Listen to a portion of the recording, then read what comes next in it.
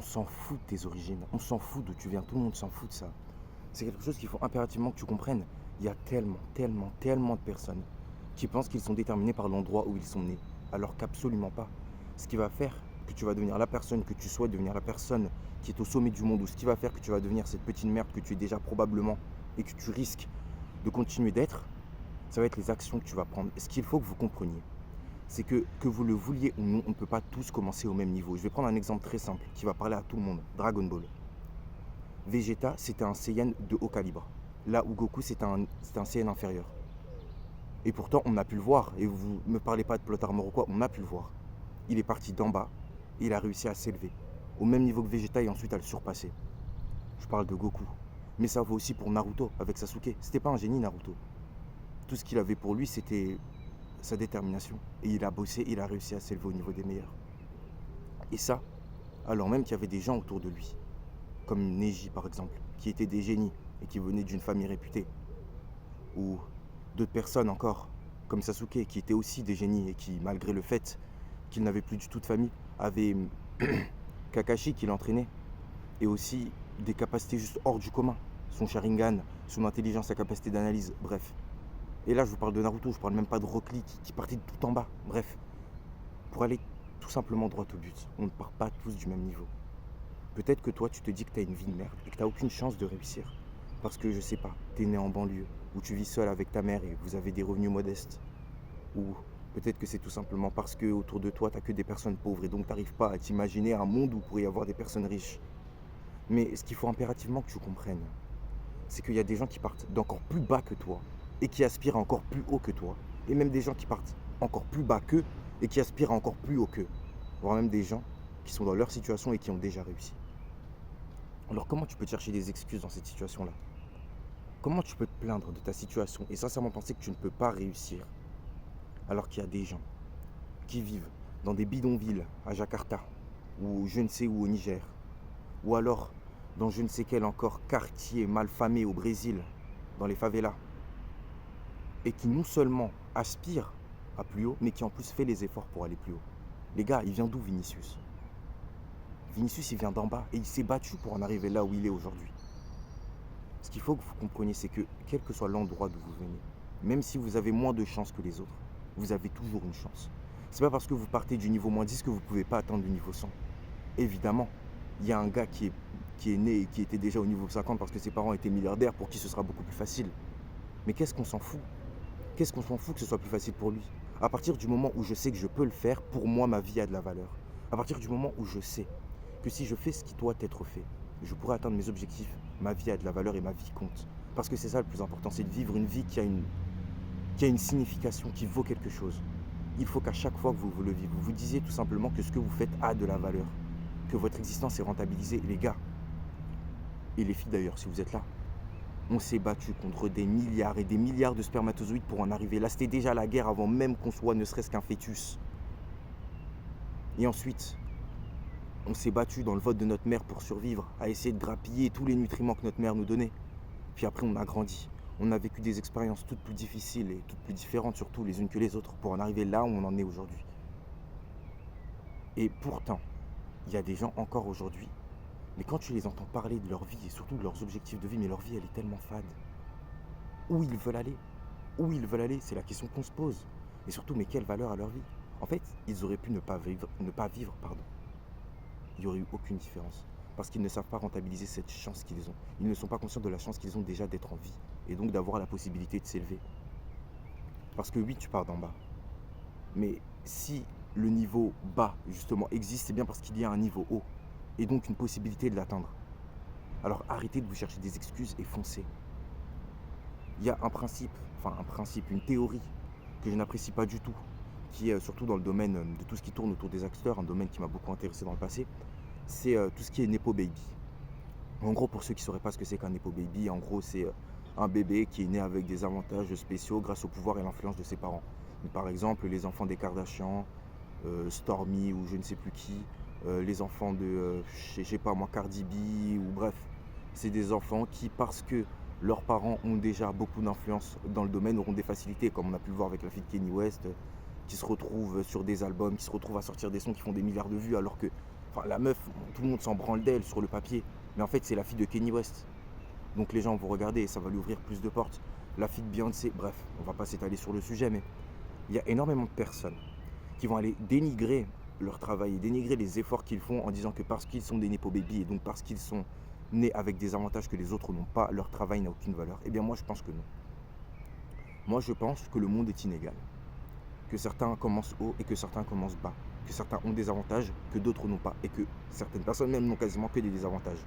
Tu peux pas venir me dire qu'on est tous égaux et qu'on devrait tous être égaux quand toi t'es né et qu'à côté dans la chambre, d'à côté littéralement il y a un bébé qui est né avec un bras en moins. Comment tu peux me parler d'égalité? Il n'y a pas d'égalité, il est né avec un bras en moins, quelle égalité? Et le bébé d'à côté, lui, il a eu des problèmes cardiovasculaires et il a failli y passer. De quelle égalité tu me parles? Il n'y a pas d'égalité, on ne commence pas tous au même niveau. Et c'est la réalité, et c'est la loi du plus fort. Et même si aujourd'hui quasiment tout le monde survit grâce aux soins et tout ça, il y a toujours une sélection naturelle et on ne peut pas le nier. Il y a des gens qui sont faits pour survivre et d'autres qui ne sont pas faits pour survivre. Il y a des gens qui sont faits pour cette société et d'autres qui ne sont pas faits pour cette société. Et donc, à partir de là, tu ne peux pas venir critiquer et rabaisser des gens qui sont nés avec des avantages. De un, parce qu'ils n'ont jamais demandé ces avantages. Je ne dis pas qu'ils s'en plaignent, mais au même titre que moi, je n'ai pas demandé de naître, eux n'ont pas non plus demandé de naître, et encore moins dans la famille dans laquelle ils sont nés. Par exemple, Jaden Smith, il n'a pas demandé à être le fils de Will Smith. Je ne dis pas qu'il n'en est pas content, je ne dis pas qu'il n'a pas joui d'avantages dont d'ailleurs il a probablement joui, comme Karate Kid ou ces choses-là, mais il n'a jamais demandé à être son fils. Donc on ne peut pas lui reprocher ça. Et oui, il a eu des avantages, mais et alors? Et alors, qu'est-ce qu'on s'en fout? Qu'est-ce qu'on s'en fout? On s'en fout des avantages qu'il a eu. Il est parti d'un plus haut niveau. Et alors? Est-ce que ça veut dire que tu ne peux pas devenir un grand acteur, toi, juste parce que lui, il a eu des avantages que toi, tu n'as pas eu? On ne part pas tous du même niveau, mais on peut s'élever au niveau des meilleurs. Je vais prendre un autre exemple, un exemple qui sera plus récent. Solo Leveling, Sun Jinwoo, c'était un rang E. Et là, vous me direz, oui, le scénario, on s'en fout de ça. On s'en fout des détails. Le plus important, c'est la morale. Est-ce que ce manoir veut réellement nous apporter la valeur qu'elle veut nous donner? On parle d'un gars qui était tout en bas de l'échelle. Il était nul. Il avait des problèmes financiers. Il devait aider pour payer les études de sa sœur. Il devait essayer de s'en sortir comme il pouvait, de survivre. Que ce soit dans la vie de tous les jours ou aussi dans les donjons. Et surtout, il devait essayer de financer les soins pour sauver sa mère. Le mec, il était tout en bas. Et il s'est battu encore et encore. Et il a trimé encore et encore. Pour pouvoir avoir une vie meilleure, pour pouvoir sauver sa mère, pour pouvoir sauver sa sœur. Et qu'est-ce que ça nous montre, ça? Ça nous montre que si on se donne les moyens, on peut réussir. Arrêtez de douter de vous. Arrêtez de penser que vous ne pouvez pas y arriver. Si les autres ont réussi, vous pouvez aussi réussir. Vous n'avez rien de différent par rapport à eux. Oui, mais lui, il avait un plus gros pactole quand il a commencé. Et alors? Le pactole, ça se crée. Va travailler. Oui, mais lui, il avait des amis sur qui compter. Et alors? Essaie de trouver des personnes. Et s'il n'y a personne, débrouille-toi seul. On ne peut pas tous commencer au même niveau, encore une fois. Il a eu des avantages. Et alors? Ce qu'il faut que vous compreniez, c'est que non seulement on ne commence pas tous au même niveau, mais donc parce qu'on ne commence pas tous au même niveau, on ne vit pas les mêmes expériences et nos expériences n'ont pas la même valeur. Je vais vous donner un exemple très simple. Imaginons que vous ayez une histoire à raconter à votre enfant. Demain, il vous demande « Mais papa, comment t'as fait pour devenir riche ?» Ou « Papa, comment t'as fait pour devenir musclé ?» Par exemple, moi je vais prendre l'exemple de « Papa, comment t'as fait pour devenir musclé ?» Parce qu'actuellement, comme vous pouvez le voir, je m'en sors plutôt bien. Je vais lui raconter mon histoire. Écoute, au début, j'étais skinny. J'avais un corps basique, je faisais rien de ma vie. Tout ce que je faisais, c'était jouer aux jeux vidéo. Et puis j'ai eu un déclic. J'ai voulu changer. Parce que j'ai compris, grâce à la volonté que j'avais à l'époque de devenir acteur, que si je voulais me démarquer des autres et devenir un acteur, je devais trouver quelque chose de différent. Et c'est pour ça que je me suis lancé dans le street. J'entrerai dans les détails, si vous le voulez, dites-le moi dans les commentaires. C'est vrai que je vous le dis souvent, mais aussi vous ne me le dites pas dans les commentaires, les gars. Donc dites-le moi dans les commentaires si vous voulez que je vous fasse une story time de pourquoi je me suis lancé dans le sport et de qu'est-ce qui m'a poussé à passer à l'action dans tout ce qui tourne autour du développement personnel de cette chaîne YouTube. Ça me fera un plaisir de le faire.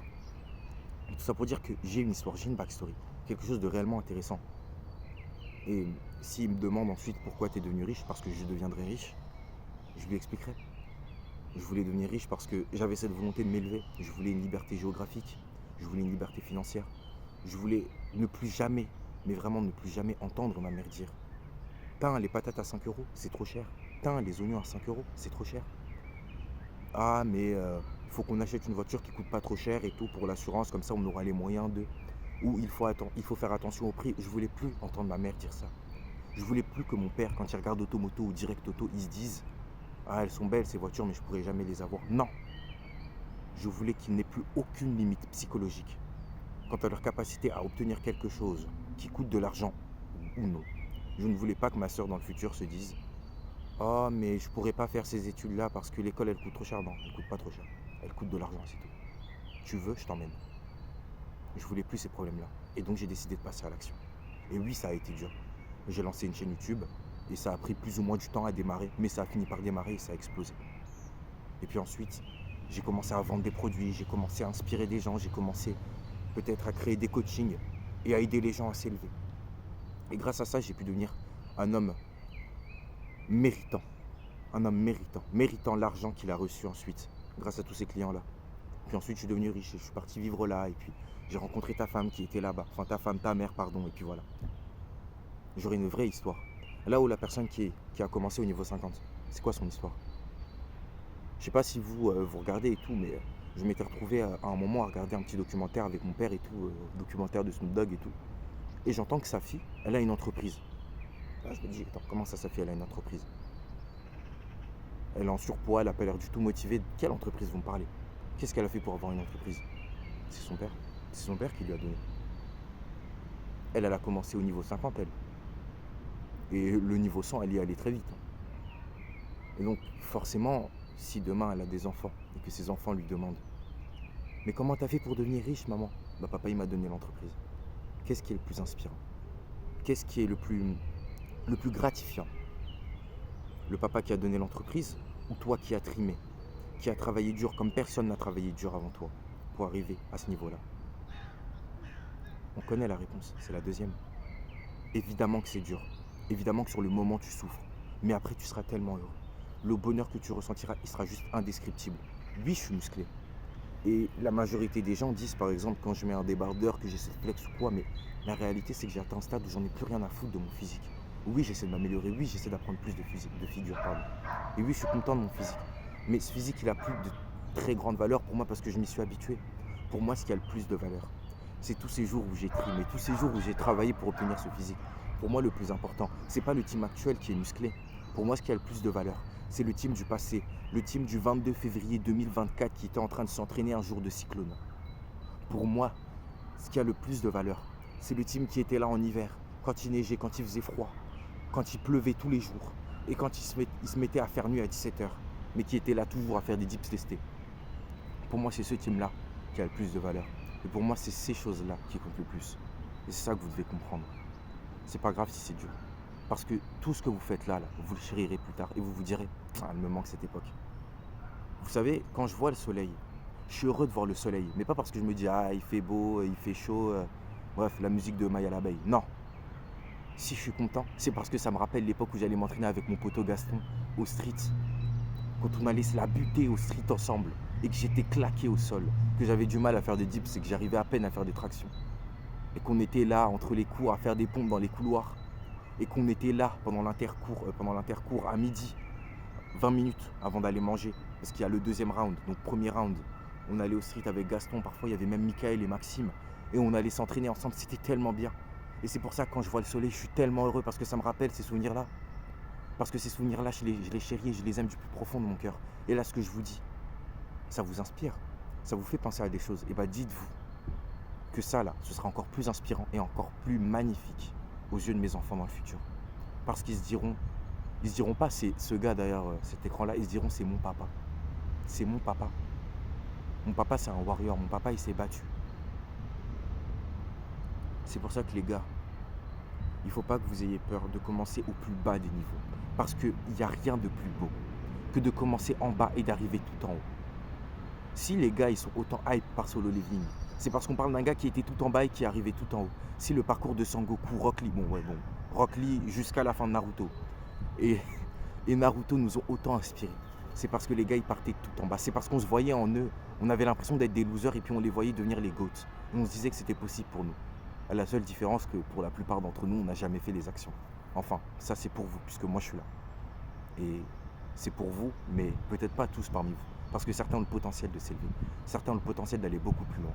Il faut juste que vous preniez les actions doivent être faits et que vous les fassiez, tout simplement. Alors, en tout cas, les gars, merci. Merci vraiment de regarder mes vidéos, ça me fait vraiment plaisir. Je vous invite à me donner votre avis dans les commentaires, pas sur ma voix. Je suis malade, comme vous avez pu l'entendre, donc j'ai la voix un peu plus grave. J'ai archi mal à la gorge, bref, on s'en fout. Donnez-moi votre avis dans les commentaires sur ce que vous pensez de ce dont je parlais, du rapport au niveau dans lequel on commence. On ne commence pas tous au même niveau, évidemment.